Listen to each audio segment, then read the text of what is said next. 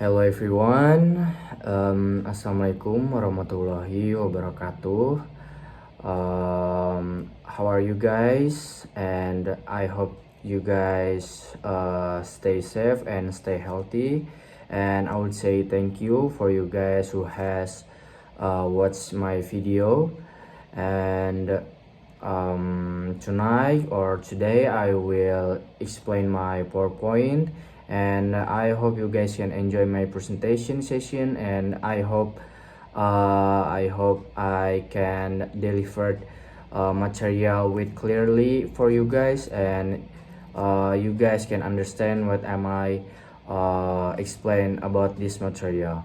And first, let me introduce myself. My name is Maesa Tridarjaki, and I'm from English department. And before it start, I would say sorry for you guys because last video of my YouTube video I explained my PowerPoint also like this, but it's more perfect I think because I'm doing editing in that video. But right now I just presentation with no editing, and just like this with simple presentation, but I hope you guys can understand the material. Okay, just start. And for the material today, it's about second language acquisition. And for the first slide, I will deliver you guys for the introductions. So the introduction, I have 2 points. The first point is about importance of second language acquisition, or SLA. Learning a second language, or L2, is crucial in today's globalization world. It opens up opportunities in education, work, travel, and cross-cultural communication. So, SLA is not just about learning words and grammar, but about developing the ability to think, understand, and interact in another language. So, as we know, all things with a positive energy is very important, and SLA is the one of the most language material importance because like I said before, it opens up opportunities in education, work, travel, and cross-cultural also in communication. And for the second point is cognitive approach as a lens to understand SLA. The cognitive approach views language learning as a mental process. It emphasizes how the brain processes, stores, and retrieves language information. Rather than focusing only on behavior or environment, it looks at how learns mentality represent language rules and structures. Actually, I have 3 points, but I just want to tell for 2 points, but I can tell you for the third point. The third point is about a purpose to explore cognitive process and their pedagogical implication. So this presentation aims to explain how cognitive theories and mechanisms like memory, attention, and problem solving affect second language learning. It will also highlight practical implications for language teaching, such as how to design lessons that support this mental process. So for the premier title is about SLA, but the subtitle tonight for this session it's about cognitive in SLA. And next slide, it's about cognitivism in language learning. There is 1, 2, 3, 4. There is 4 points in this slide. For the first definition of cognitivism, So, cognitivism is a learning theory that focuses on internal word process. So, cognitive in bahasa, I think cognitive is adalah sebuah pemahaman, sebuah sebuah proses di mana kita itu menyerap, memahami, ataupun memikirkan tentang materi yang sedang kita pelajari. So that is a cognitive. Or in English, is mental process, how we think, understand, and remember. In language learning, it emphasizes the learning active role in processing and constructing knowledge. So in bahasa again, jadi itu sama saja, kognitif itu proses di mana kita itu menyerap atau memahami ilmu atau knowledge. And for the second point is about focus on internal mental process. It examines how learners' perspective language input, organize it mentally, store it in memory, and retrieve it when needed. Key process include attention, perception, memory, and problem solving. Jadi, or in bahasa, jadi di sini itu fokus dari kognitif pada teori ini itu berfokus kepada internal mental proses, yang dimana di dalamnya itu there is have a key process include attention atau perhatian, perception atau persepsi, memory atau ingatan, dan problem solving atau pemecahan masalah.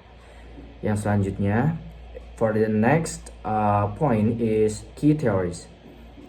And there is two key theories from Jan Piaget and David Ausubel. It's about introduced stage of cognitive development, emphasizing how learners build knowledge through interaction with their environment. So, for the fourth point, SLA as active mental construction of knowledge.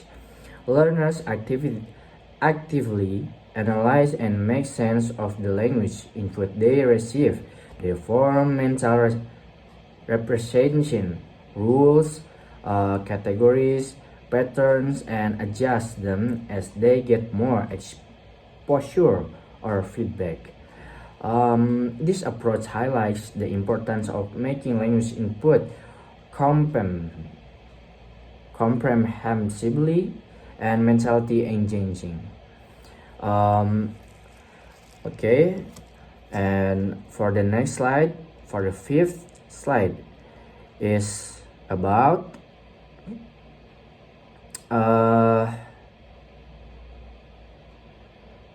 it's about key cognitive in for the this about cognitive key concept is cognitivism. For the first, it's schema theory. For the first point from the schema theory is a schema is a mental framework or structure that helps organize and interpret information. For the second, in language learning, schemas help learners relate new vocabulary or grammar to what they already know. So for the next point is about inference processing. This theory compares the mind to a computer. It takes an input, processes it, stores it, and retrieves it when needed. And for the next point is about meaning learning. Learning is most effective when new information connects to prior knowledge in a meaningful way. For the next point, mental mapping and scaffolding. Mental mapping learns create mental maps of language such as patterns of verb, conjunction, or sentence structure. Okay. It will be next slide. It's about cognitive process in SLA. So cognitive process in SLA or second language acquisition, I have 3 points in this slide. The first one is memory system, short term versus long term. What is that? So what does that mean? Short-term memory or STM holds limited information for a brief time. Example, remembering a phone number in SLA, STM is used when repeating a new word or sentence.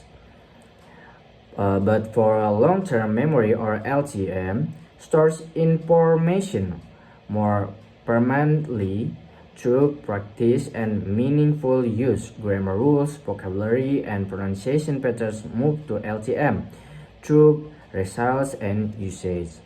So if you guys can't understand in English, I will deliver with bahasa. Jadi short term memory atau STM itu memiliki limited atau keterbatasan dalam menyerap atau memahami bahasa baru. Tetapi di long term memory atau LTM itu informasi yang kita dapat itu atau yang kita resap itu lebih permanen atau lebih lama untuk diingat di dalam otak kita. So there is a big difference between short term memory and long term memory. There is permanent for the long term is permanent, but for the short term just a little bit of our memory to receive knowledge. And for the second point is cognitive load, refers to the mental effort needed to process information. If too much new information is introduced at once, learners may feel overwhelmed. Teacher can reduce cognitive load by breaking tasks into steps, using visuals and example, connecting new context to what learners already know. And for the third point, transfer of knowledge. Positive transfer, when knowledge from the first language helps in learning the second language. Example, cognates like information in English and information in Spanish. For negative transfer, when a language first language rules incorrectly influence between language 2 or second language. Example, word order errors like he speaks English good, influenced by L1 structure. So there is a positive and negative transfer also in this slide for the third point in transfer of knowledge. Okay. Before that, sorry. Okay, let's continue. I would say sorry because my lamp is low battery and aku harus mengecaskan lampu ini agar tetap terang. So let's continue for the next slide. And for the next slide is about cognitive strategies in SLA. So I have 4 points also like slide before. For the first, organizing and chunking. Learners break down language input into manageable chunks. For example, remembering the phrase "How are you?" as a chunk rather than 3 separate words helps reduce cognitive load and enhance recall. And so, as a teacher, we should have a strategy to developing the cognitive strategies in SLA, like organizing and chunking. And for the second points is repetition and rehearsal. Repeating or repetition words, phrase, or structure allowed our mentality to reinforce memory. This helps move information from short-term to long-term memory, like I said before. And for the example, practicing verb conjunctions through drills. And for the next points, or the third point, is visualization and association. Connecting new words or structures with image or mental pictures, associating new vocabulary with familiar concepts or experience enhance retention. For example, linking the word apple to an image of a red fruit in the learner's minds. So, in this point, we as a teacher should prepare the good vocabulary for the student with true grammar, like apple to an image of a red fruit in the learner's mind. And for the next point is use of prior knowledge. Learners draw on what they already know in their first language or L1 or from previous learning experiences. This includes grammar patterns, vocabulary roots, and even cultural context. It supports meaning learning and helps learners make inferences in L2 or second language. Okay, and for the next slide is about implication for educators. I have 4 points again. For the first, design cognitive engagement material. It's create lesson that challenge students to think, reflect, and apply knowledge, not just memorize. So in bahasa, jadi di poin pertama ini desain cognitive engaging materials, yang dimana membuat si pelajar itu merasa tertantang untuk berpikir, untuk memiliki refleks, dan untuk mengaplikasikan ilmu, bukan hanya mengingatnya saja, tapi harus diimplikasi, harus dipraktikkan. And for the second point is integrate scaffolding techniques. Provide support structure that guide learners as they build new knowledge. As we know, scaffolding is same like step by step. So as a teacher, it should learn a student with step by step or scaffolding. If we don't do that, the student will be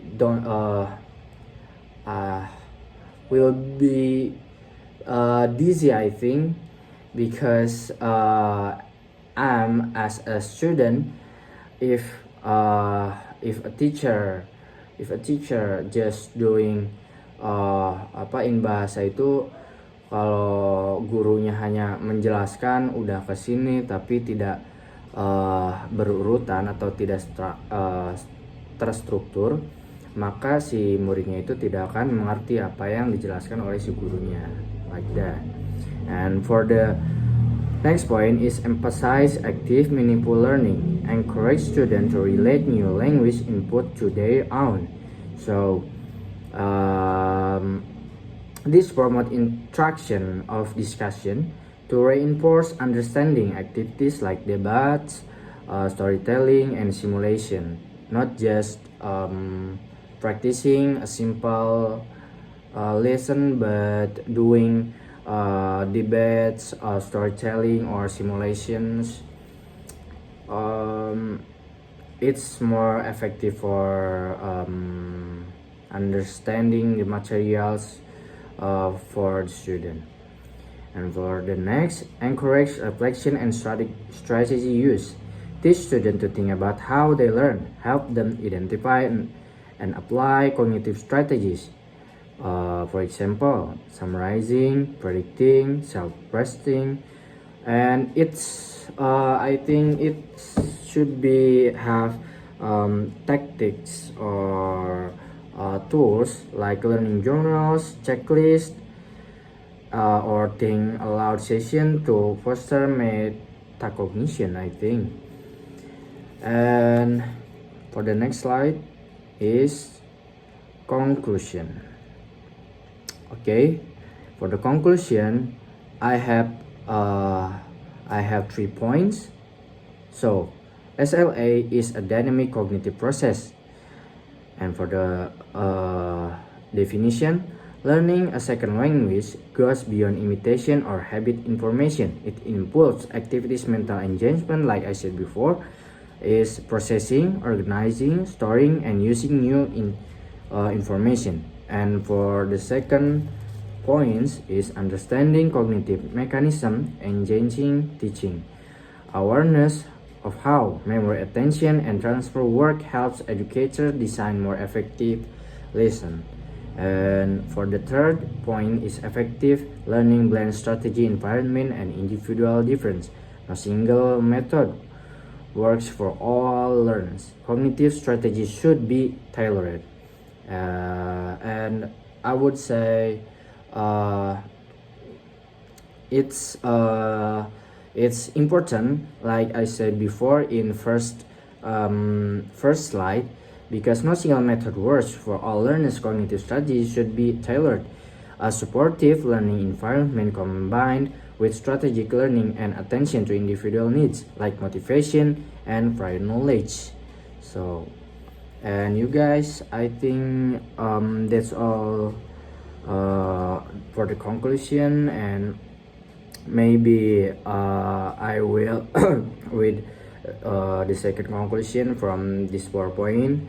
So for the conclusion again, second language acquisition is a complex and dynamic cognitive process that involves active mental engagement, not just a passive repetition. Understanding how learners process, store, and receive language through cognitive mechanism allows educators to design from effective and meaningful instruction by applying cognitive strategies, reducing cognitive load, and building on learners' prior knowledge. Teachers can support develop learner and long-term retention. Effective language learners happen when cognitive strategies, a supportive environment, and individual learner differences are all taken into account. So I think that's all for tonight and for this session. It's about cognitive in SLA, and I hope you guys can understand, and I would say sorry if I have a big mistake in this session, because actually I also studying again about this material, and I just delivered what I know about this material to you guys, and I would say sorry if you guys some feel dizzy, because I just understand again, I try to understand this material also, and I hope you guys stay healthy, stay happy, and thank you for you guys attention, and I hope you guys like this session of my presentation. And wassalamualaikum warahmatullahi wabarakatuh.